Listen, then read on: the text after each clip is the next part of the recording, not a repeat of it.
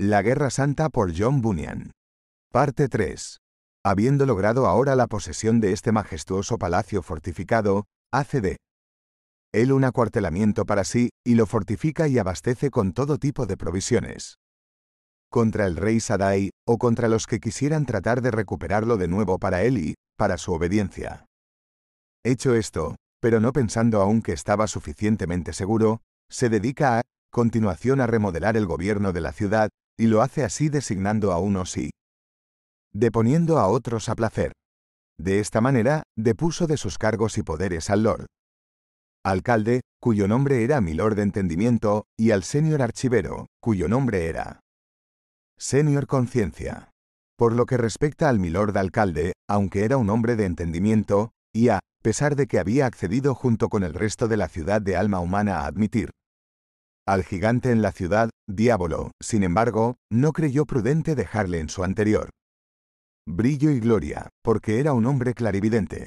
Por ello, lo dejó a oscuras, no solo quitándole su cargo y poder, sino edificando una torre alta y fuerte, justo entre los reflejos del sol y las ventanas del palacio del Lord, por medio de esto toda su casa, todas sus estancias, quedó totalmente a oscuras. Así, quedando alejado de la luz, quedó como uno que ha nacido ciego.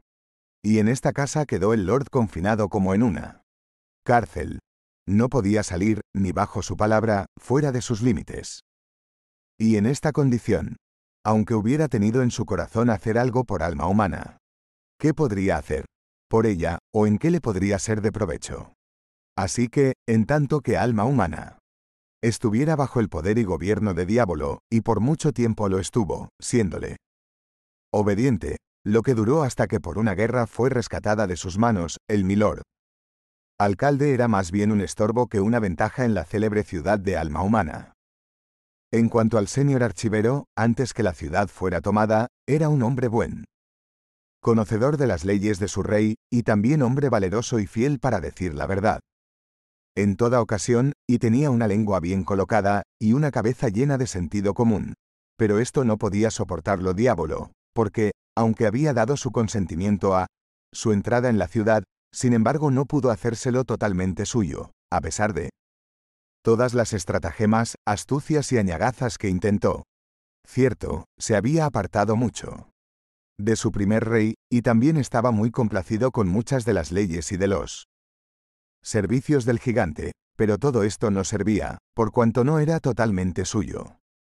Una y otra vez pensaba en Sadai, y le sobrevenía el terror de su ley, y entonces hablaba contra Diablo con una voz tan fuerte como el rugido de un león. Y de vez en vez, cuando le sobrevenían ataques, porque debéis saber que a veces tenía terribles ataques, que hacía que toda la ciudad de alma humana temblara con su voz, y por ello el nuevo rey de alma humana no podía aguantarlo. Por todo esto, Diablo temía más al archivero que a ningún otro de los que habían quedado vivos en la ciudad de alma humana.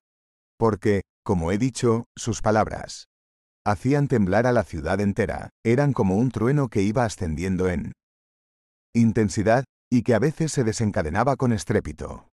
Y debido a que el gigante no podía hacérselo del todo suyo, finalmente ideó todo lo que pudo para corromper al viejo caballero, y mediante la corrupción pervertir su mente y endurecer su corazón en los caminos de la vanidad.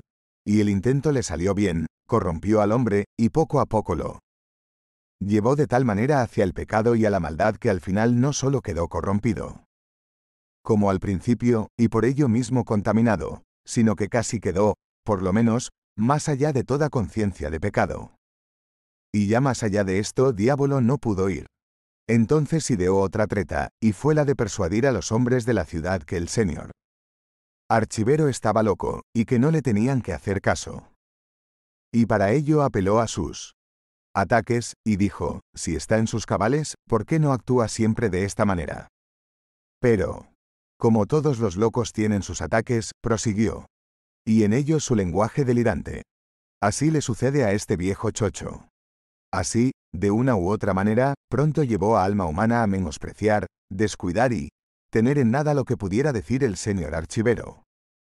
Porque, además de lo que ya habéis oído, Diablo tenía su manera de hacer que el viejo caballero, cuando estaba feliz, se desdijera y negara lo que había afirmado en sus ataques.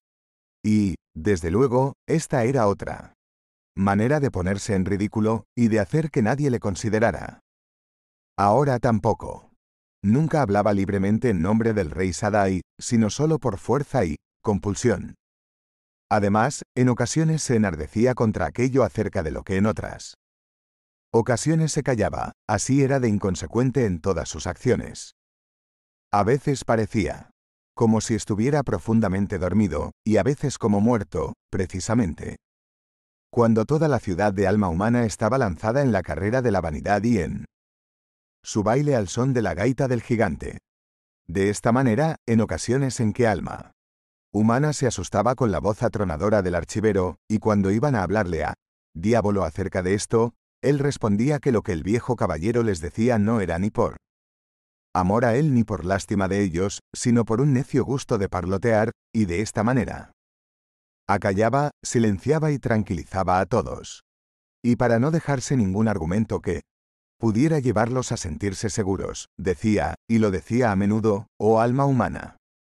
Considera que a pesar de todo el furor del viejo caballero y del estruendo de sus palabras fuertes y atronadoras, nada oís de parte del mismo Sadai, ocultando mentirosamente, como engañador que era, que cada clamor del señor archivero contra él pecado de alma humana era la voz de Dios en él para ellos.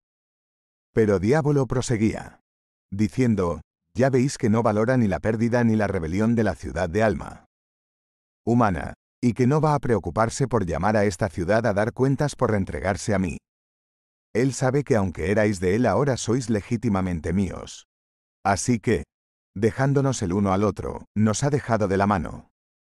Además, oh alma humana, proseguía, considera cómo te he servido, hasta lo máximo de mi capacidad, y ello con lo mejor que tengo, pude conseguir o lograr para vosotros en todo el mundo. Además, me atreveré a decir que las leyes y costumbres bajo las que ahora estáis, y por las que me rendís homenaje, os dan más solaz y contentamiento que el paraíso que al principio poseíais.